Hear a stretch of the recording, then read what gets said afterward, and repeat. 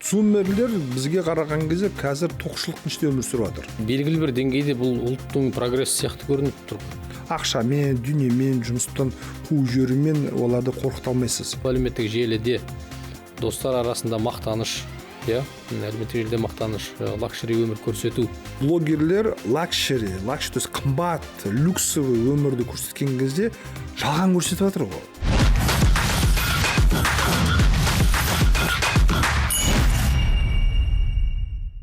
Армысыздар, эфирде біздің орта подкасты және мен жүргізуші Нағашыбек Алдан. Бүгін біз қоғамда жиі талқыланатын, бірақ терең түсінуге тырыспайтын бір буын туралы сөйлесеміз. Бұл зумерлер буыны. Қазіргі жастар нені қалайды? Олар неге тез шаршайды? Неге көпшілігі еркіндік пен психологиялық комфортты бірінші орынға қояды? Неге әлеуметтік желідегі идеал өмір олар үшін шынайы өмірден маңыздырақ болып барады? Біз осы сұрақтарды отбасы психологы Ержан Мырзабаевпен бірге талқылаймыз. Ержан Мырза, қош келдіңіз. Студиямызға уақыт тауып келгеніңізге көп алғыс білдіреміз. Қош көрдік, Нағашыбек мырза, шақырғандарыңызға көп рахмет. Бірден сұрақтардан бастап кетсек. Өйткені бұл тақырып өте маңызды, көрермен біздің ұзақ сөзімізді күте қоймас. Ең алдымен зумерлер деген ұғымға тоқталсақ. Негізі зумерлер, миллениалдар деген түсініктер бұл кезінде теория поколения, ұрпақтар теориясы бойынша кітап шыққан болатын. Шварц авторы, сол бойынша олар әр 100 жыл сайын белгілі бір ұрпақтар сабақтасты қайталанатын көріп отырған. Сөйтіп олар әрбір ұрпақты 20-25 жылға бөлген. Және зумерлер деп сол кітап жазылып жатқан кездегі соңғы буынды айтады. Зумер деген ағылшын тіліндегі Z әрпі, алфавиттің соңғы әрпі келеді. Қазір мысалға одан кейін ұрпақты альфа деп жатыр. То есть А әрпіне біз қайтадан басына оралдық. Ал зумерлер сол 97-2012 жылдары шамамен аралығында туылған балдарды зумерлер деп атап кетеді. Неге олар қазір актуалды болып жатыр? Өйткені зумерлер қазір белсенді түрде қоғамдық, әлеуметтік, саяси, нарықтық өмірге кіріп бара жатыр. Бұрын олар бала еді, кішкентай еді, подросток еді, оқушы еді, көп мән бермейтінбіз, байқамайтынбыз, әйтеуір туылды ма, өсіп жатыр ма деп кете беретінбіз. Ал қазір бұлар барлық жерде белсенді түрде пайда бола бастағаннан кейін, оның алдыңғы поколение арасында өте үлкен айырмашылық бар, түсініспеушіліктер бар және конфликттер туындап жатыр. Бір психологиялық тұрғыдан оларды сіз қалай сипаттар едіңіз? Жалпы зумерлер бұлар еркіндікті аңсайтын, өз ойын еркін жеткізуді көздейтін, тәуелсіз елді нағыз ұрпақтар деп айтсақ болады. Өйткені оның алдыңғы поколение біз азды көпті, мынау 80 жылдарды көрдік, Совет үкіметінің соңын көрдік, 90 жылдағы дағдарыстарды көрдік. Бірақ бұлар сол 90 жылдың соңына қарай туылғандықтан бұлар еркін, тәуелсіз елде өскен. Және ең үлкен ерекшелігі олар интернет, әлеуметтік желі, гаджет, компьютер сияқты дүниелердің былай айтқан кезде аборигені. Яғни оларға ол табиғи нәрсе.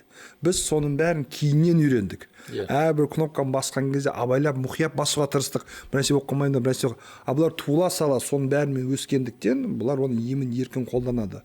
Ал әлеуметтік желі ол қосымша адамға өзін тек қана көршісімен, туысымен, жақынмен салыстыру емес, бүкіл әлеммен бір деңгейде, бір трендте болуды көздейді. Мысалы, біздің басымызда, отбасымыздан бір жағдай өтсе, қалай киінеміз, қалай жүреміз, қалай сөйлесеміз, біз кластасымызбен салыстырамыз, көршімізбен салыстырамыз, ауылдағы адамдармен салыстырамыз. Ал бұлар ондай емес. Үйде отырса да, бұлар Америкада, Қытайда, Европада, басқа елдерде бүкіл әлеммен жастармен өзін салыстырады. Қандай жаңалық, қандай тренд, қандай өзгеріс болып жатыр.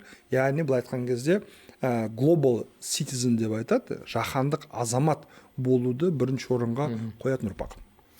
Мәселен, жаңа 80-90 жылдарды айтып кеттіңіз, 80-90 жылдардағы ұрпақ бір тірі қалу форматында өмір сүрсе, выжить деген қазіргілердің, зумерлердің негізгі бір құндылығы, негізгі бір өмірлік дағды, ойы қандай болып жатыр? Зумерлер бізге қараған кезде қазір тоқшылықтың ішінде өмір сүріп жатыр. Және қазіргі поколение бұл анау Маслоудың пирамидасы бар, қажеттіліктер пирамидасы деген. Біз сол қажеттілік пирамидасының бірінші, екінші деңгейіндеміз. Деңгейінде өстік. күн көру, өзімізді асырау, әйтеуір бір жұмысты болу, әйтеуір бір диплом алып қалу, бір жерге ілініп қалу, база қажеттіліктерімізді жабу. Ал қазіргі зумерлер, олар пирамиданың жоғары сатысында. Олар үшін уже ақша табу, өзін асырау, күн көру деген қатты проблема емес. Олар емін еркін түрде жұмыс ауыстыра салады, басы ұнамаса кете салады, ауырып қалса больничный ала салады, оны жұмыстан шығарумен оларды қорқытамайсыз. Ең үлкен еші. Олар көбінесе немен айналысса да, соның ішінде құндылық іздейді, соның ішінде мағына іздейді, яғни со смыслом бір нәрсе болу. Оларды былай ақшамен, дүниемен, жұмыстан қуып жіберумен оларды қорқыта алмайсыз. Сондықтан бұлар қазір еркін өседі, айтқан кезде тоқшылық ішінде өседі.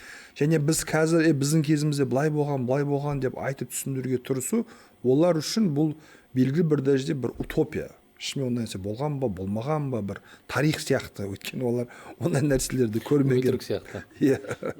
Бұл өте маңызды дабыл екен, өйткені ұрпақтар арасында түсінбеушілік осыдан да туындайтын сияқты ғой. Иә, ол жерде басқа ата-аналар зумерлерді өзінің мотивациясымен мотивация жасауға тырысады.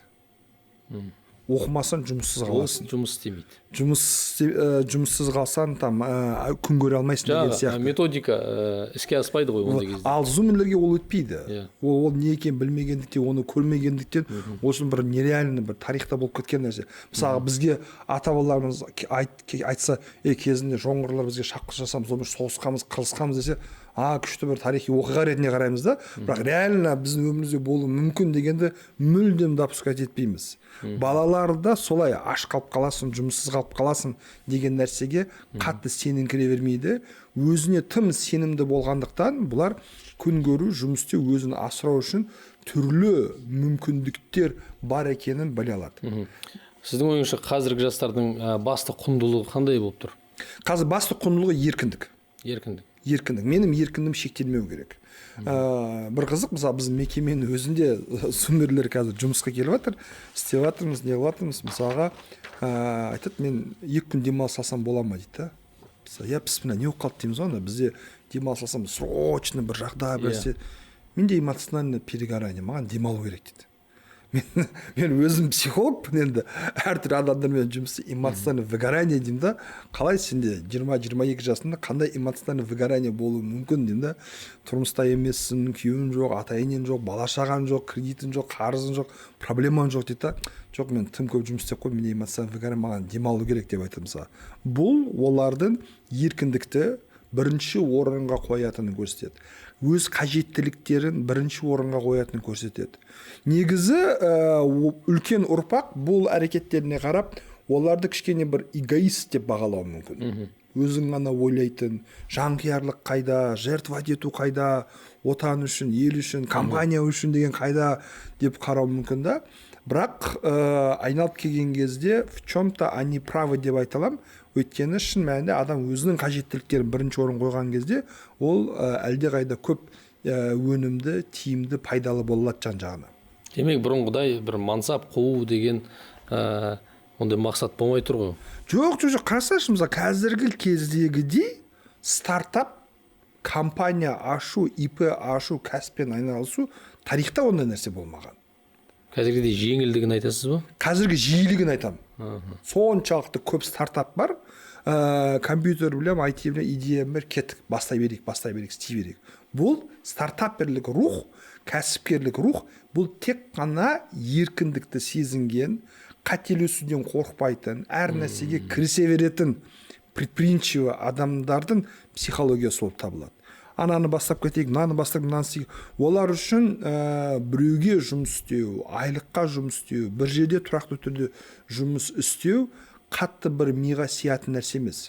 Олар жұмысқа кіретін болса, тәжірибе жинау, опыт жинау, мәселенің ішкі кухнясын көру, одан кейін бар өз жұмысымды бастау, өз кәсібімді бастау, өз тірлігімді бастау, соны дамытуға алып кете береді. Демек, белгілі бір деңгейде бұл ұлттың прогресс сияқты көрініп тұр ғой. Ұлттың прогресі сияқты көрініп тұр, бірақ рисктер бар, тәуекелдер бар. Өйткені қараңыз, еркіндікті аңсайды, әр нәрсені бастап көргісі келеді, бір жерде ұзақ уақыт жұмыс істемейді ғой. Бұл психологиялық тұрғыдан жақсы, дұрыс, о күшті нәрсе көрінгенімен мемлекеттің дамуы үшін бізге тұрақтылық керек. Мектепті бітіріп, мен дәрігер болам, 9 жыл оқып, ой, дәрігер болмаймын, кәсіпкер болам, одан кейін барып жүріп, ой, қойш, блогер болам, ой, ананы істей салам деп жұмыстан жұмысқа секіре беретін болса, бұл мемлекеттің тұрақтылығына әсер етеді ғой.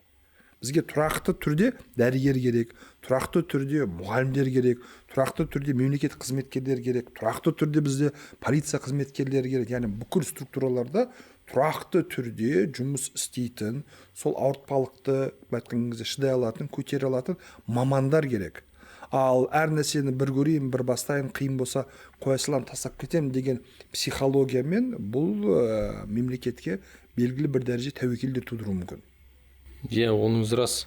Бұның шешімі немесе басқаша көзқарас қалай болуы мүмкін? Қалай болуы мүмкін?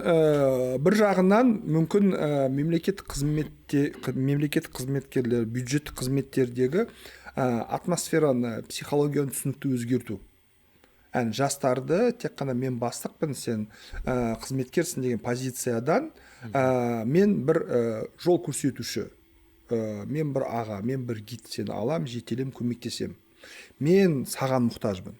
Бұрын адамдар басшыға тәуелді болатын. Бастық не десе сол деген сияқты. Қазіргі парадигмада басшы қызметкерлерге тәуелді болу керек. Сендер істеп жатсыңдар, сендер жасап жатсыңдар, сенің арқасынан біз жетістікке жетіп жатырмыз. Ойбай, сендер молодецсіздер деп соларға елу керек. Сөйтіп қана сіз сол жастарды сол жұмыста ұстап қала аласыз. Көбісі мысалға болашақпен оқып келеді, шетелде оқып келеді. Мысалы қазір НИШ сияқты, БИЛ сияқты, РФМШ сияқты бұрын болмаған керемет дарынды балдарға арналған мектептерді бітіріп келеді. Бірақ бір мемлекетке қызметке кірейін десе, бюджеттік мекеме кірейін десе, ол жердегі система оларды или жұтып тастайды, немесе оларды айтқан кезде түкіріп тастайды. Сөйтіп біз сапалы кадр, сапалы мамандар нағыз керек жерлерде жұмыс істей алмай жатыр. Біріншісі, мемлекет тарапынан подход атмосфераны өзгерту керек. Біз соларға икемделуіміз керек. Өйткені мемлекет әрдайым жас ұрпаққа мұқтаж. Өскен, кеткен, қартайған, пенсия шыққан жастарға біз мұқтажбыз. Тәуелсіз ел тірегі бұл жас білімді ұрпақ деп президентіміз де бұны қайта айтады. Демек біз жастардың жағдайын жасау, жастарды қызықтыру, жастарды тартуды қарастыруымыз керек. Екінші жағынан мектеп, университет жастармен кездесу барысында олардың тәрбиесі, олардың ұстанымы, олардың құндылықтарымен де жұмыс істеу керек. Я, керемет, сен еркіндікті аңсайсың, өз қалағандай болсын дейсің, қатты давление, қысымды ұнатпайсың, бірақ белгілі бір нәтижеге жету үшін белгілі бір қиындықтардан өту, бұл бір өсудің, пісудің, жетілудің белгісі екенін көрсету керек. Бұған өкінішке орай гаджеттер, телефондар және әлеуметтік желідегі жылтыр өмір, қиналмай-ақ тез байып кет, успешный успех, бәрі сенің қолында, ой, камера алсаң миллиондап таба аласың деген нәрселер кедергі болып жатыр. Сондықтан бір жағынан біз жастарды тәрбиелеуіміз керек, тұрақтылыққа, основной базовый мамандықтарға. Екінші жағынан мемлекет тарапынан да ол жастардың жұмыс істеуіне ыңғайлы жағдай жасауды қолға алуымыз керек деп ойлаймын. Белгілі бір деңгейде екі жақтан да бір икемделу, адаптация жасау керек болып тұр. Иә. Ал мынандай пікір бар, жалпы қазіргі жастарға қатысты қиындық көрмеген, түсінбейді ештеңе деген мысалға. Оны біз қалай қабылдауымыз керек? Қиындық көрмеген, бірақ бәріміз қиындық көруіміз керек деген нәрсе білдірмейді. Қазіргі жастардың өзіндік қиындықтары бар. Біздің 80-90 жылдары туылған өскен адамдардың өзіміздің көрген қиындықтарымыз бар. Қазір бізде ол қиындықтар мазаламайды. Бірақ қазіргі зумерлердің өзінің қиындықтары бар. Мысалға, ең үлкен қазіргідей зумерлер сияқты мазасыз, тревожный поколение бұған дейін болмаған. Кімнің американдық журналист, психолог, жазушы Джонатан Хайттың кітабы бар. The Anxious Generation дейді, тревожное поколение. Мазасыз ұрпақ, қазір қазақ тіліне де аударылды, орыс тіліне де аударылды. Өте керемет кітап бар. Соңғы 15 жыл, 20 жыл ішіндегі жастардың, зумерлердің қалай өзгергенін, подросттардың қалай өзгергенін, әлеуметтік желі олар қалай әсерге еткенін керемет зерттеп жазылған. И сол жерде мына нәрсені айтады: қазіргідей депрессияда, қазіргідей жалғыз, қазіргідей үнемі тревожностьпен өмір сүретін ұрпақ бұған дейін болмаған дейді. Өйткені сен қазіргі жастардың ең үлкен проблемасы бұл конкуренция. Біреуден қалып кетпеу. Ол істеді, мен істей алмадым. Ол жасады, ол жасай алмады. Оны әлеуметтік желі қыздырып отырады ғой. Қыздырып отыр, әлеуметтік желі, WhatsApp группалары, сыныптардың чаттары, барлық нәрсе. Мысалға бұрын біздің кезімізде оңай еді. Сен мектептен шықтың, үйге бардың, болды, аналар не істеп жатыр, не қойып жатыр, кімнен не болады, хабарым жоқ. Тек қана мектеп ортасында көретін едім, мысалы. Далаға шықтың, футбол, ләңгі ойынды ойнадың да, үйге кірдің, все бітті. Ол сол жерде қалатын еді. Ал қазіргі жастар үнемі оларда не FOMO деген феномен бар. Ағылшынша сөз fear of missing out, яғни бір нәрседен қалып қою қорқу. Ең үлкен тревожность сода. Мен ұйықтап жатқан кезде вечеринка болып қойған жоқ па? Мен сабақта отырған кезде бір нәрсе болып қалған жоқ па? Әлемде бір нәрсе болып қалған жоқ па? Достарымда бір нәрсе болып қалған жоқ па? Класстарда постоянно ақпараттық триггерлер баланы қоздырып отыратын. Бұл балдарды өз-өзіне көңіл толмаушылық, депрессия, тревожность, мазасыздыққа және үлкен стресске алып келеді. Мысалы, бұл қиындықтарды 90-шы жылдарға адамдарға айтсан, олар түсіне бермейді. Мысалы, қайда қиындық, бұл проблема деген сияқты. Біз үйреніп қалғанбыз, что проблема тек қана материальный болу керек, проблема тек қана ақшамен өлшенетін, тамақпен өлшенетін, жұмысқа тұрумен өлшенетін болу керек. Ал егер сенің қарның тоқ, үстін түгел, үйін бүтін болатын болса, сенде проблема болмау керек деп ойлаймыз да. Бұл жерде уже ұрпақтар арасындағы проблемаға және проблеманы сипаттауға деген көзқарастық айырмашылықты көре аламыз. Бұлар үшін ішу, жеу, тұру проблема емес. Оңай дейді, олардың басқа проблемалар. А мыналар үшін психологиялық проблемаларды түсінбеу бар. И осы жерде біздің тақырыбымызда өзектілігін көрсететін нәрсе ұрпақтар арасы қақтығыс, түсініспеушіліктер басталып жатады. Рас, ондайды талай жерде көріп жатырмыз. Бүкіл жағдайыңды жасадым ғой, бәрін істедім ғой сен үшін, саған бұдан артық не керек дейтін диалогтар, оны жан-жақты біліп көріп жатырмыз. Осы жерде мазасыз дегенге тоқтала кетсек, мазасыз тек бала емес, ата-анада да бар ғой. Қазір көп ата-ана мазасыздықтан, гипер бір қамқорлықтан балалардың бүкіл жағдайын жасап тастайды. Тіпті жаңағы ұл қызы өзі істей алатын дүниеге дейін жасап тастайды. Сол қаншалықты дұрыс, ол ұрпақты әлсіздендіріп жібермей ме? Бұл сұрақ қандай, таяқтың екі ұшы бар сұрақта. Бір жағынан қазіргі ата-аналар мен көрген қиындықты балам көрмесе екен дейді. Мысалға бір жоқшылық көрмесе екен, бәрі түгел болса екен деп сөйтіп тәрбиелейді балдарды. Бәрі нәрсесін жақсы жағдайын жасап қояды да. Жақсы мектепте оқысын, жақсы балабақшаға барсын, жақсы киінсін, жақсы үйде тұрсын, жақсы қалада өмір сүрсін деп бүкіл жағдайын жасап тастайды. Бірақ проблема неде? Баланың бүкіл потребностьтер жабылғаннан кейін ары қарай балаға мақсат қоя алмайды. Ата-ана мақсат қоя алмайды ма, әлде бала мақсат қоя алмайды ма? Ата-ана мақсат қоя алмайды. Балаға мақсатты ата-ана қояды.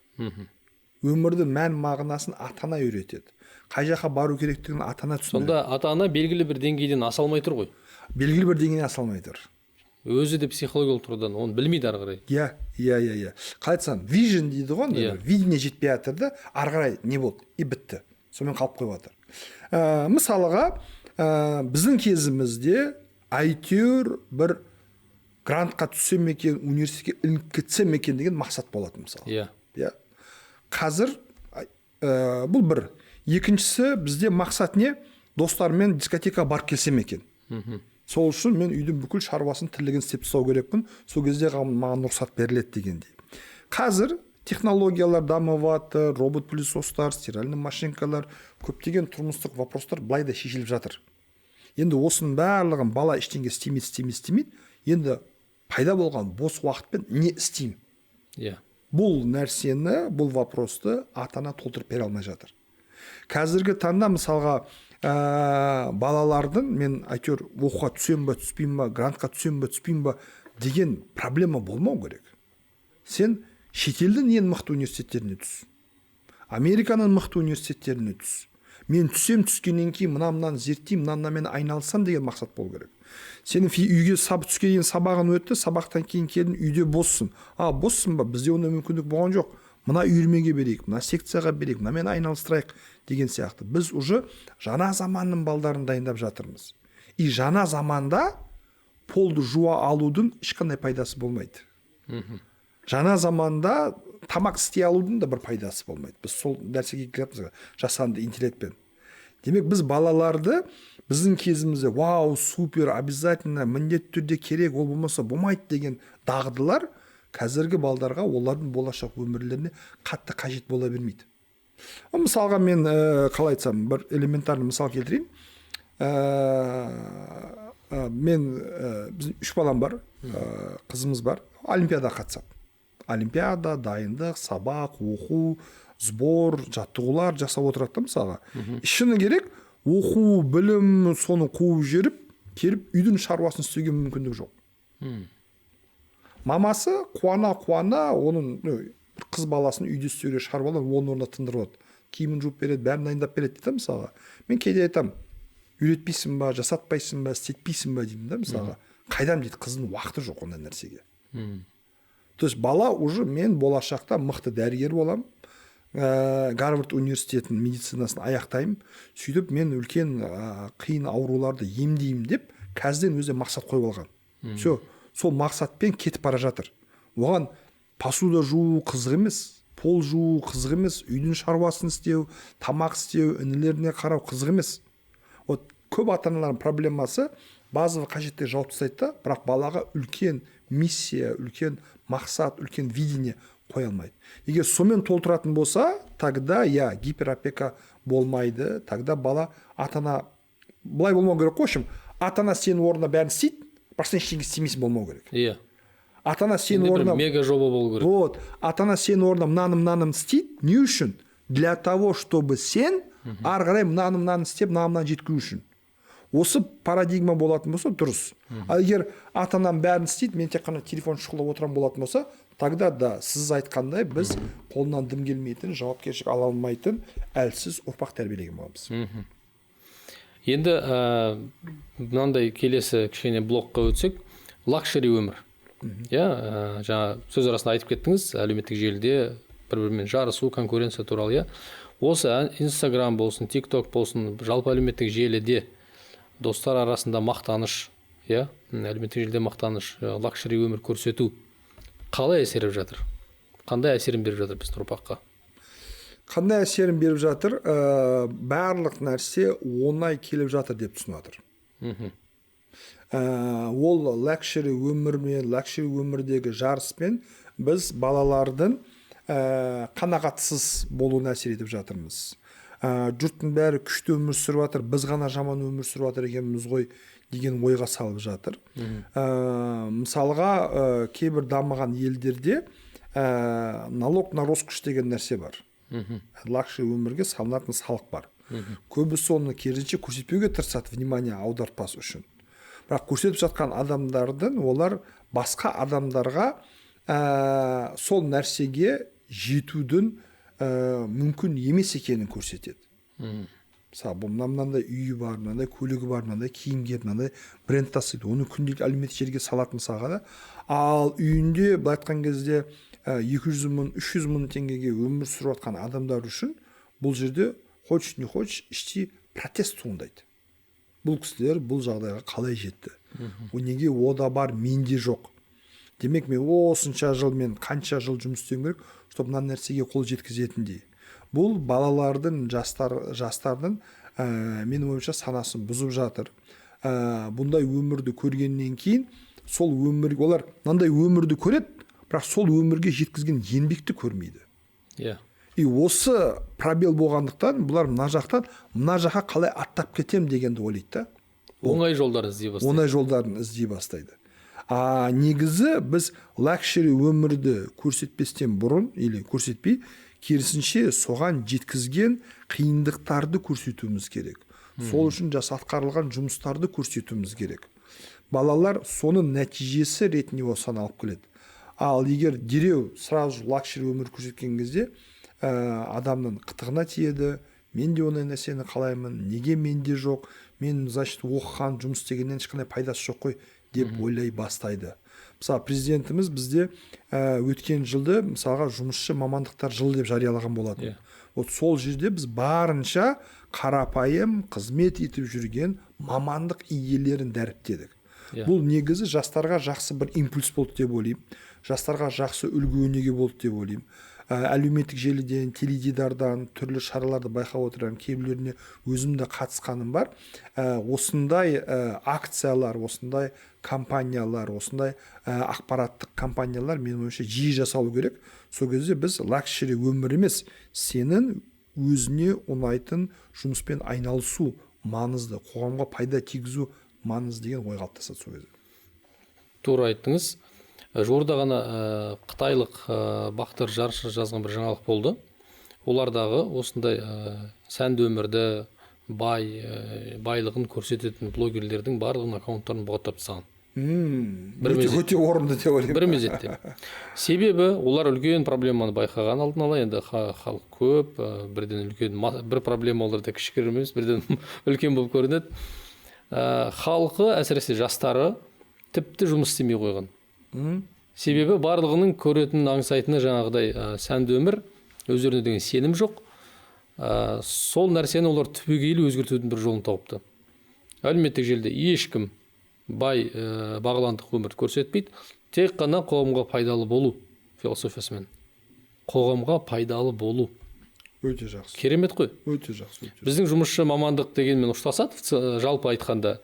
Бәлкім бізге де белгілі бір деңгейде келетін шығар. Осындай бір түсінік. Мен ойламаймын, оны бір мәжбүрлі түрде жасау керек деп, бәлкім бір табиғи түрде бізге келсе, біздің де жастарға бір дұрыс әсер ете алатын шығармыз деп ойлаймын. Бірақ бұл жерде бір мәселе бар. Біздің интернет ол әлеммен интеграцияланған. Бізде әлеуметтік желілердің барлығы жұмыс істейді әлемдік.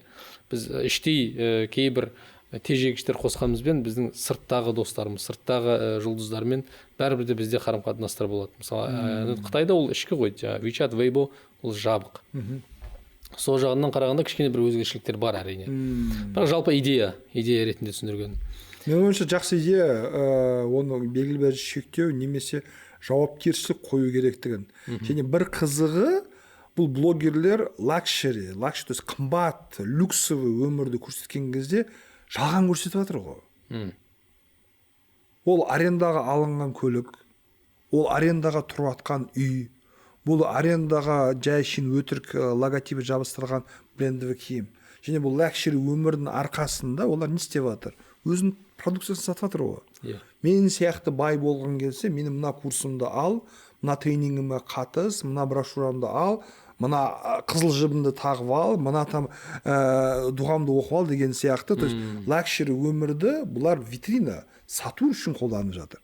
Бірақ мен бұған конкретно қалай жеттім деген сұраққа ешқайсының жауабы жоқ. Мысалға, мен кімді естіп өте қатты таңғалдым бұл мәселе бойынша. Кім бар ғой? Кім анау? Жека деген блогер бар. Мысалға, ол бір рет айтты, тойын Дүрсілдетіп той жасаған. Бүкіл бұл айтқан кезде Алматының блогерлері, жұлдыздары, бүкіл Бамонт бұл айтқан кезде қатысқан. Біраз уақыттан кейін откровенно айтып отырды, мен ол тойды кредитке жасадым дейді мысалы. Сонда сенің көрсеткені не, артынан айтып атқаны не, оны көрген жастар бәрі айтады, әкеші, мен де осындай той қалаймын дейді. Маған осылай жасап беріңдер. Көп жұрттар жасап жатыр ғой, мен неге жасай алмаймын, мен оған жерім кем деген сияқты. Бірақ оның бәрі кредитке жасалғанын сол сәтте біз білген жоқпыз. Сол кредитті төлеу үшін мен кәдімгі айлыққа жұмысқа кірдім деп жатыр. Оны көрдіңіз бе? Көп айта бермейміз.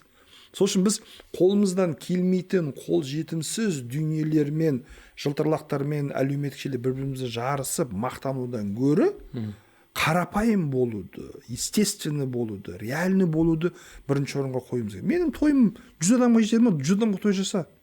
Менің тойым жағдайым 500 адамға жетеді, бірақ кредитсіз қарызсыз, ешкімді алдамай, көзбояушылық жасамай.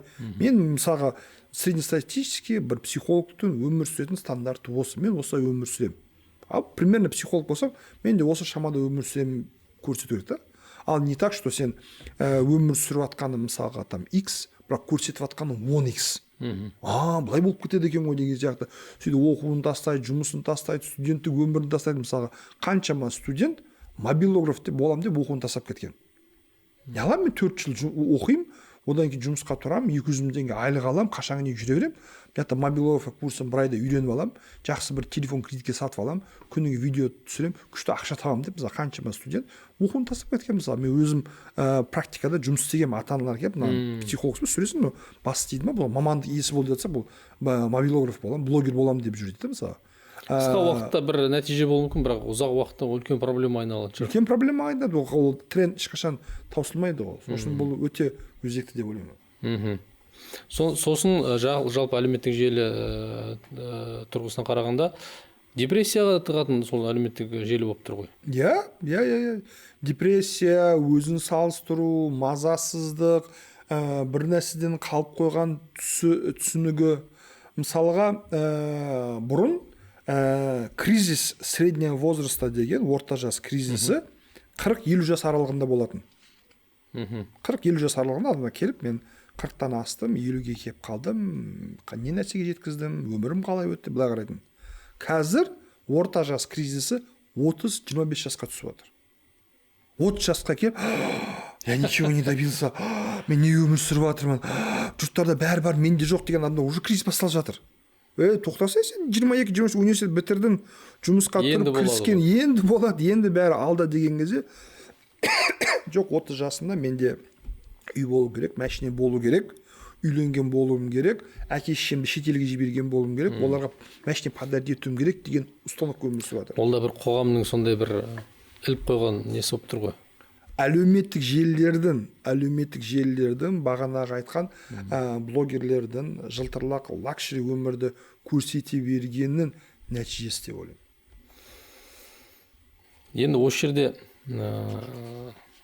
жастардың арасында көріну және шынайы болу деген бір шатасу болып кеткен жоқ па араларында? Быть или казаться дейді ғой орысша. Сол жерде қандай бір шатасу бар? Қандай бір шатасу бар?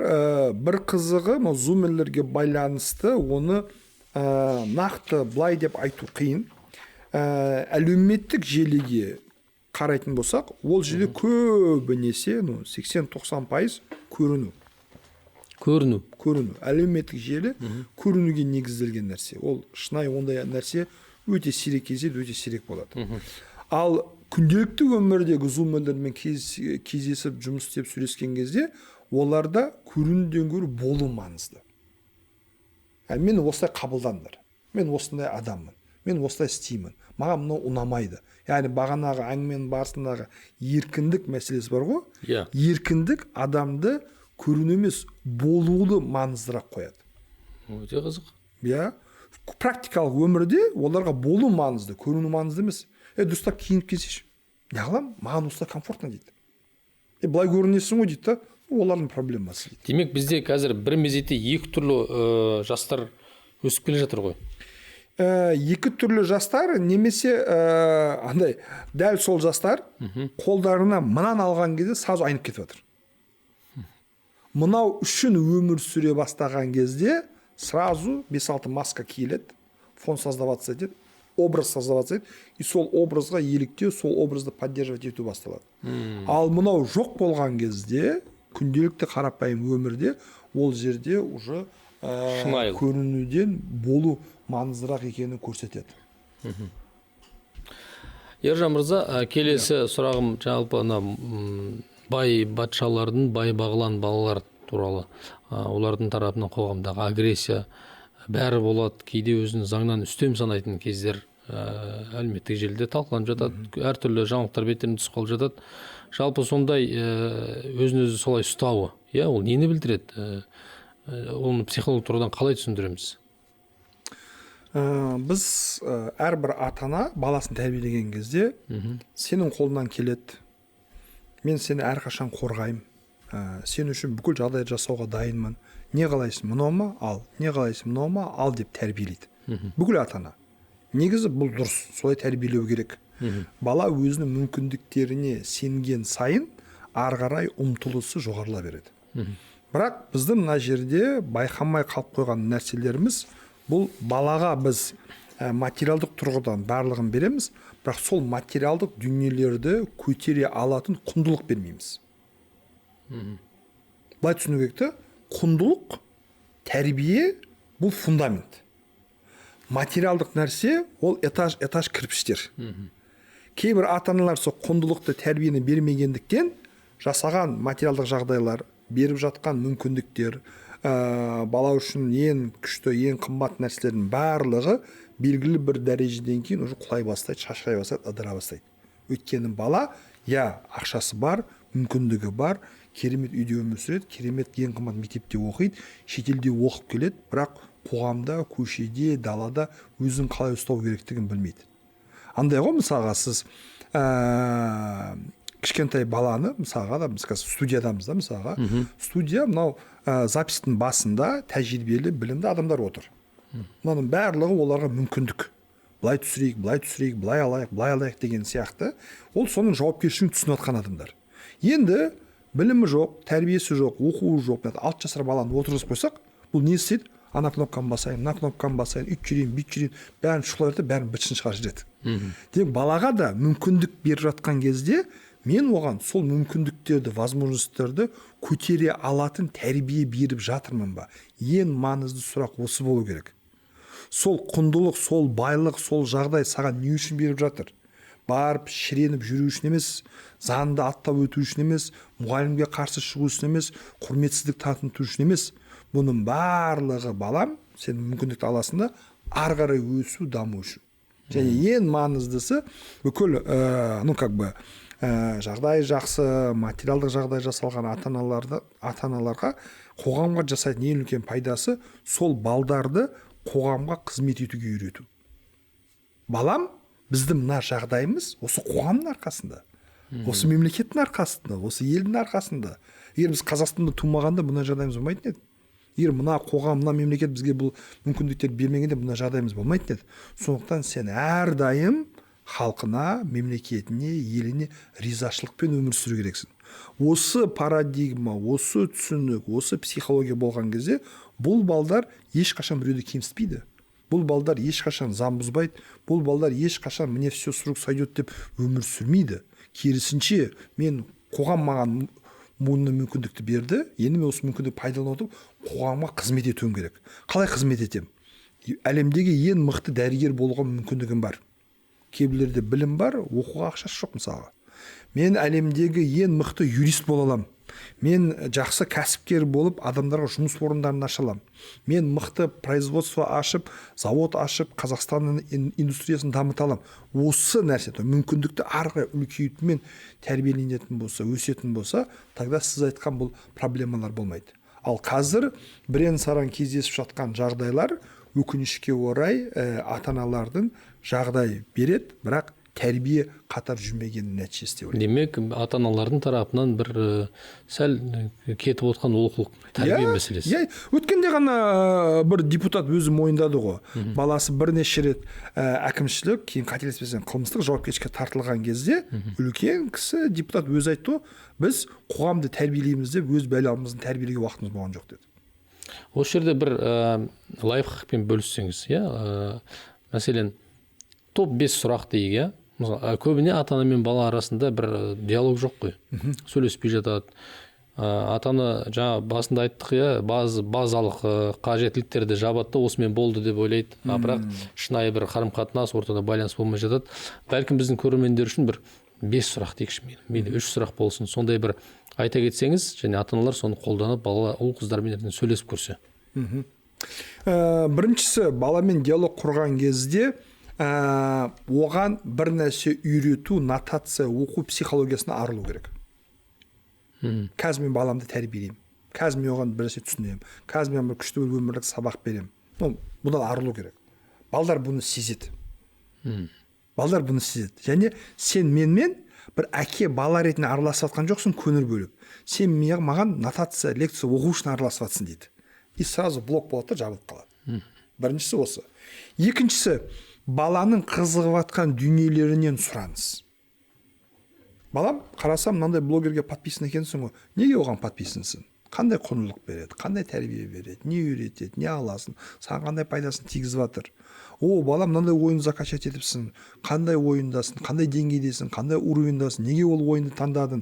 Қызығушылық бағытынан.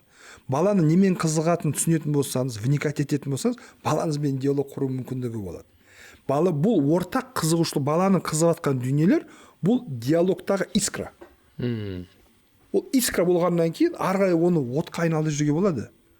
Сіз өткеннен не болды, Нарутоның жаңа бөлімі шығыпты ғой, көрдің ба мысалға деген сияқты. Балам там футбол кеше Реал Мадрид там Барселона ойнапты ғой, классика, жынды матч. Я, әке, айтпа, жынды матч.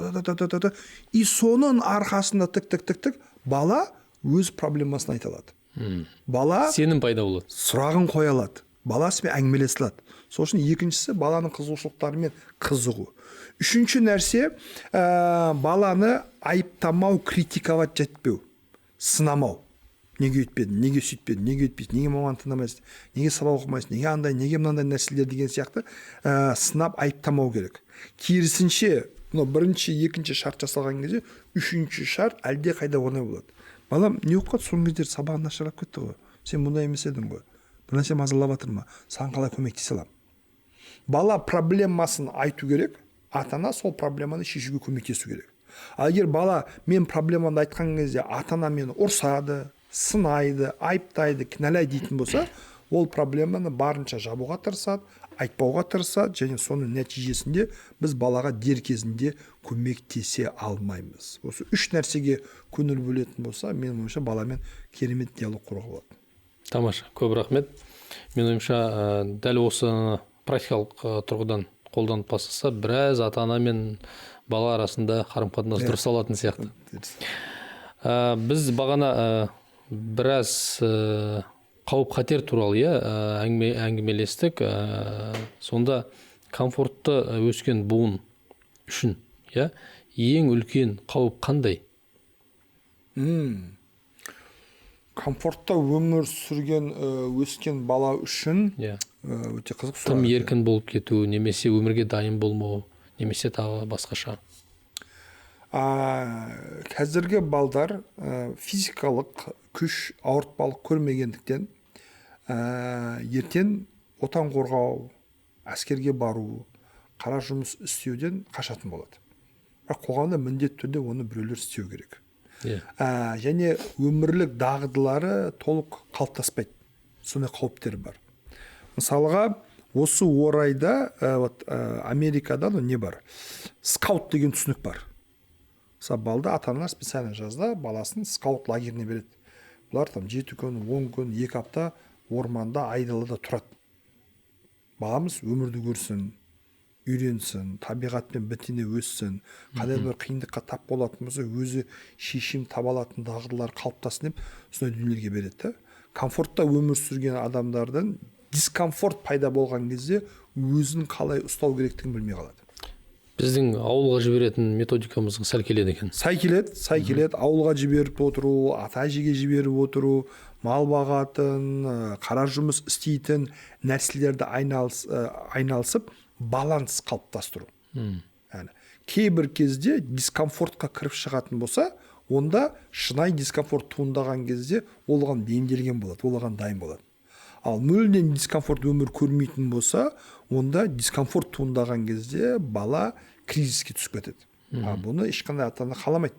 Әсіресе қазіргі дүрбелең кезеңде күнде бір жерде соғыс болып жатыр, бір жерде өзгеріс болып жатыр, бір жерде жаңалық болып жатыр, бір жерде жабылып жатыр.